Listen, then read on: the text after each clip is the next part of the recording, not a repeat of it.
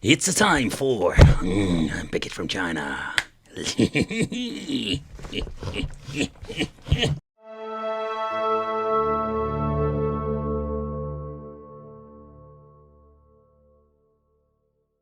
So when it comes to the MVS and AES part, we have all kinds of different consoles. What I love about this thing, that this thing has the, let's say, appearance of an AES system or a console. However, if you're going to be implementing the games, it's going to be an MVS console. And that makes it so much cheaper to actually play and collect games. Yeah, these cartridges are absolutely massive. But you can just plug them in and just enjoy yourself some old school real arcade games. However, the system itself looks kind of similar to the AES, including the reset button over there. So at the front we're having a slider on and off switch that we also have with the original AES system. That is kind of cool, and when it comes to details, I love it. Connection wise, we do have some interesting options over here. We do have the option for an original controller of the AES system or the CD if you want to, but what's even cooler, we have an USB. Yeah, we can use USB pads on the Neo Geo.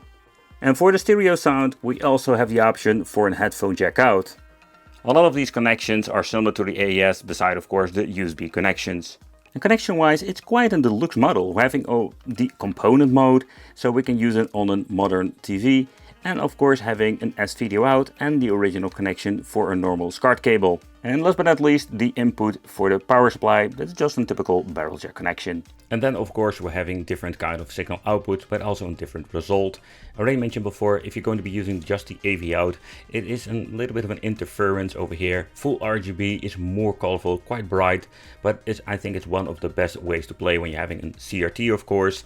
And if you want to go into the component mode, also here we do have an overall good signal output. And later on this video, we're going to be checking it out when it comes to a monitor and doing a straight capture from that. But when it comes to the signal outputs, overall they are not bad at all.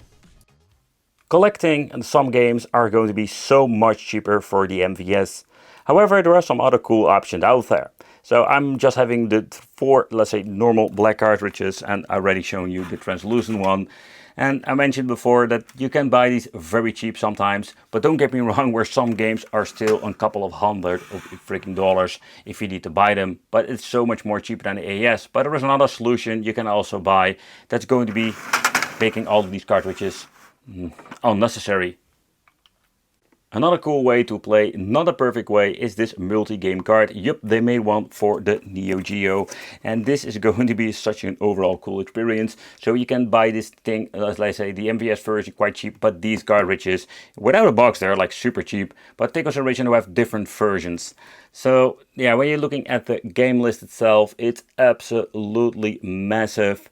And most of, they say, the legendary games are on here. There are still a couple of them missing. Sengoku 2 and Art of Fighting 3, if I remember it correctly. And of course, they are yellow.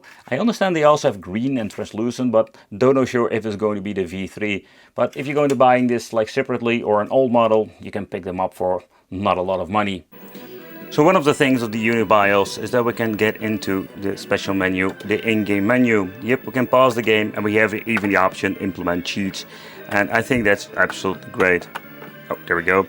So in here we can implement all kinds of cheats and basically have like all kinds of wicked things going on.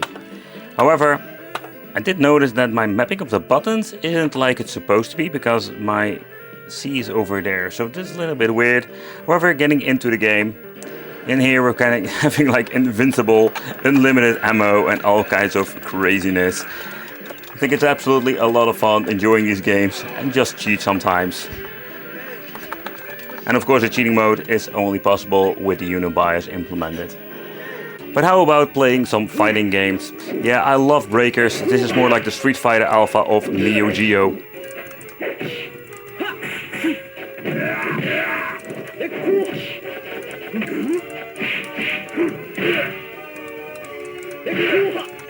And this controller is so great, I love it.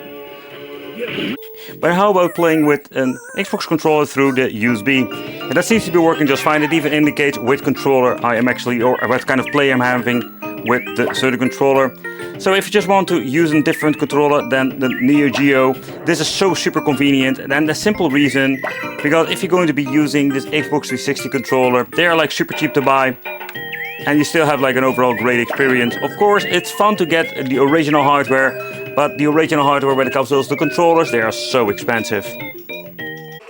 But I was really wondering, how about the component signal out?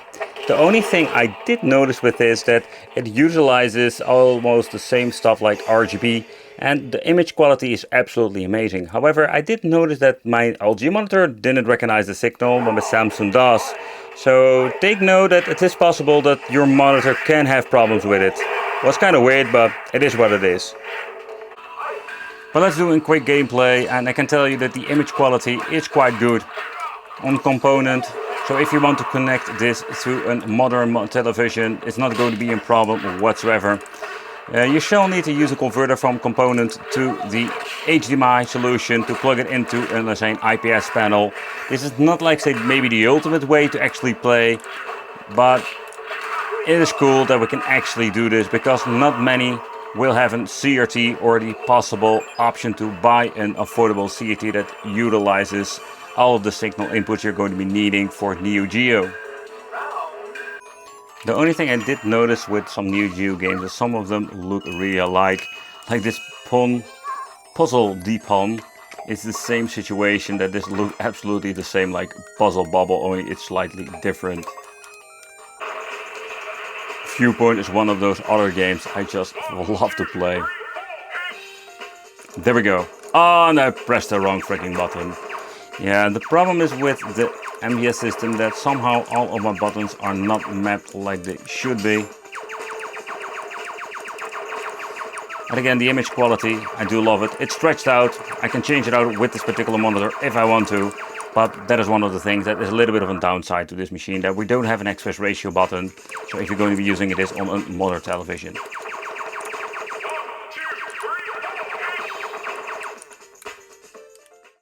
But over here you will see the original mainboard, and this is what I mean with the hybrid. So you can just actually see that the back over there, having the cartridge slot, is also still belonging to the original PCB, and having over here the stamp of the SNK and even the production over here for 1998. So this is actually the original part, and with hybrid I mean they implemented also an extra PCB around it, so you can just clearly see this is made in 2022. So this side actually utilizes everything when it comes to the electronics and getting the signal to the RGB S-video or just a component. So this is actually how they did and managed to make this. We have seen it before. So at this point I do wonder like what is up with these connectors. So let me know in the comments if you know what these two are actually for. But there was another thing I did notice. That's like when you're looking over here, they implemented some bridging when it comes to like say the new capacitors.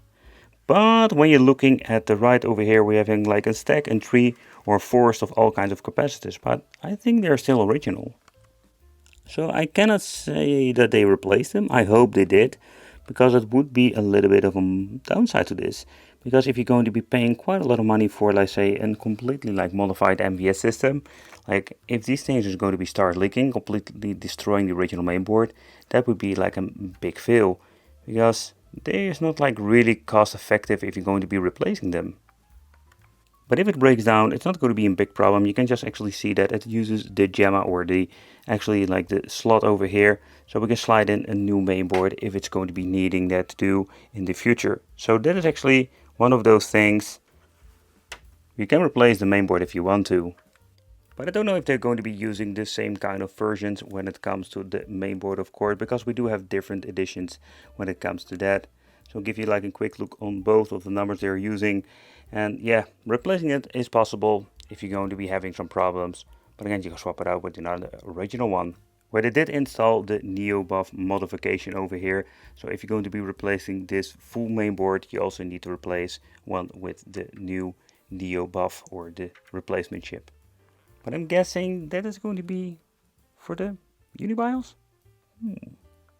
But thanks to like say old and new technology bringing it together, I just love it that we do have like the component signal output and new options when it comes to that.